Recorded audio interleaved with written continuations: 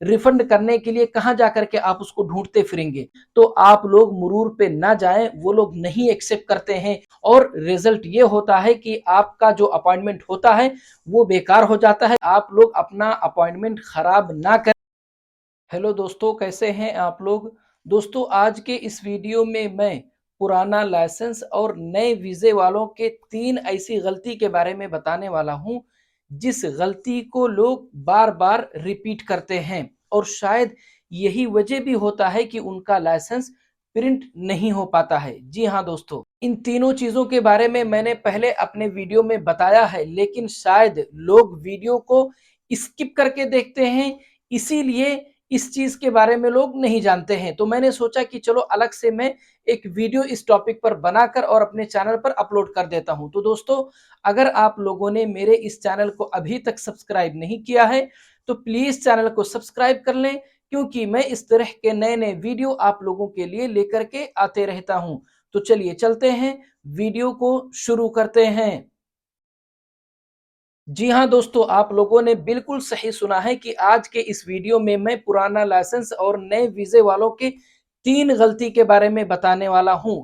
इस वीडियो में दोस्तों आप लोग ध्यान से उस गलती के बारे में सुने, ताकि आइंदा आप लोग ये गलती ना करें। तो दोस्तों, सबसे पहले अगर हम देखें तो जो सबसे पहली गलती है, सबसे पहला मिस्टेक जो है वो है पेमेंट ऑप्शन को लेकर के। मैंने अपने कई वीडियो में लोगों को बताया है, कमेंट सेक्शन में मैंने लोगों का जवाब दिया है, व्हाट्सएप पे मैंने लोगों को बताया है, बार बार दोस्तों इस चीज के बारे में मैंने आप लोगों को बताया है कि आप लोग पेमेंट ऑप्शन को चूज करने में गलती ना करें। जी हाँ दोस्तों, अब वो ऑप्शन क्या है। सबसे पहले मैंने आप लोगों को बताया है कि जब आप लोग मेडिकल करा लें, मेडिकल कराने के बाद में आप जब पेमेंट करेंगे तो जो पहला पेमेंट होगा आपका, जिसको हम रिन्यूअल फीस भी बोल सकते हैं या ट्रांसफर फीस भी बोल सकते हैं, तो जब ये पेमेंट आप लोग करें दोस्तों, तो जिस ऑप्शन को आप लोगों को चूज करना है, इंग्लिश में उसको बोला जाता है issue licence from old licence. जी हाँ दोस्तों, और अरबी में इसको बोला जाता है इस्दार रुखसह क़ियादह मिन रुखसह गदीमा। जी हाँ दोस्तों, मैं इस बार आप लोगों को मोबाइल के स्क्रीन पे लिख करके बता दे रहा हूं, आप लोग इसका स्क्रीनशॉट ले लें और जब भी अगर आप किसी और से ये पेमेंट कराते हैं तो आप लोग उस स्क्रीनशॉट को ओपन करके और देख लें कि क्या वो पेमेंट करते टाइम पर इसी ऑप्शन को चूज कर रहा है या कोई और ऑप्शन चूज कर रहा है। मैं फिर से आप लोगों को रिपीट करता हूं दोस्तों, इंग्लिश में उसको बोलते हैं issue licence from old licence और अरबी में उसको बोलते हैं इस्दार रुखसह क़ियादह मिन रुखसह गदीमा। अब होता क्या है दोस्तों, लोग गलत ऑप्शन चूज करके और पेमेंट कर देते हैं। जैसे issue licence from old licence choose करने के बजाय इशू लाइसेंस को ही चूज कर लेते हैं। अब मैं ये बात मानता हूं कि शायद हो सकता है कि किसी का लाइसेंस प्रिंट हो गया हो इस ऑप्शन को चूज करने पर भी, लेकिन ये मान के चले दोस्तों कि अगर उसका लाइसेंस प्रिंट हो गया है इस ऑप्शन को चूज करके पेमेंट करने पर, तो वो लकी है। वरना अगर देखा जाए दोस्तों, तो आप ऑप्शन को ही थोड़ा सा समझिए, जो मैं लाइन आप लोगों को बता रहा हूं कि एक होता है इशू लाइसेंस। इशू लाइसेंस दोस्तों ये उसके लिए ऑप्शन होता है जो first time fresh licence print करा रहा हो, लेकिन जो पुराना लाइसेंस और नए वीजे वाले हैं दोस्तों, उनके लिए मैं जो ऑप्शन बता रहा हूं, आप खुद इसका मीनिंग अगर आप समझेंगे तो खुद ही बोलेंगे कि हाँ भाई, पुराना लाइसेंस और नए वीजे वालों के लिए यही ऑप्शन है पेमेंट करने का। आप खुद समझिए, मैं आप लोगों को बताता हूं। इशू लाइसेंस मतलब लाइसेंस को इशू करना। कैसे? Issue licence from old licence मतलब पुराने लाइसेंस के जरिए से।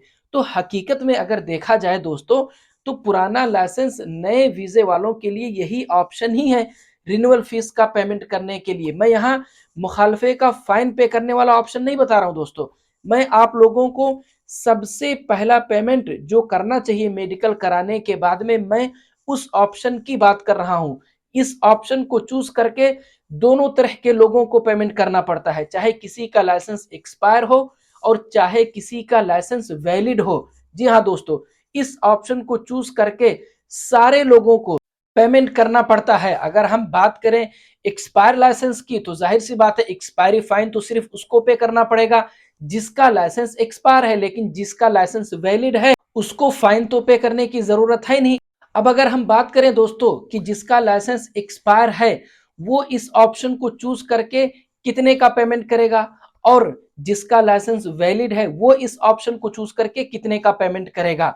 मैं कौन से ऑप्शन की बात कर रहा हूं दोस्तों, उसी ऑप्शन की जिसके बारे में मैंने आप लोगों को अभी बताया, जिसका नाम है issue licence from old licence, अरबी में इस्दार रुख्सा क़ियादह मिन रुख्सा गदीमा। और इस पेमेंट को हम लोग, मैंने आप लोगों को बताया, चाहे तो रिन्यूअल फीस भी बोल सकते हैं और चाहे तो ट्रांसफर फीस भी बोल सकते हैं। तो दोस्तों जिसका लाइसेंस एक्सपायर है वो जब इस ऑप्शन को चूज करके पेमेंट करेगा तो वो चाहे तो 200 रियाल का भी पेमेंट कर सकता है जो कि 5 साल का होगा, और चाहे तो 400 रियाल वाला भी पेमेंट कर सकता है जो कि 10 साल का होगा।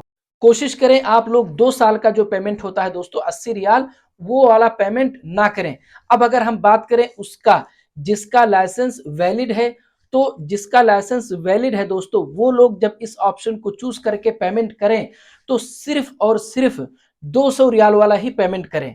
400 रियाल वाला पेमेंट आप लोग ना करें दोस्तों, क्योंकि जाहिर सी बात है आप लोग जब पेमेंट करेंगे तो आपका वही वैलिडिटी जो आपके पुराने लाइसेंस पर है, सेम वही वैलिडिटी आपके नए लाइसेंस पे प्रिंट होगा। आपका जो एक्सपायरी डेट है वो बढ़ेगा नहीं, तो जरूरत क्या है आपको 400 रियाल का पेमेंट करने के लिए। तो दोस्तों मैं आप लोगों को फिर से बता देता हूं, ये जो ऑप्शन मैंने आप लोगों को बताया है, ये ऑप्शन या ट्रांसफर फीस या रिन्यूअल फीस, कुछ भी आप इसको बोल सकते हैं, इस चीज के लिए ये ऑप्शन है, ना कि आपके लाइसेंस का फाइन मुखालफा पे करने के लिए है।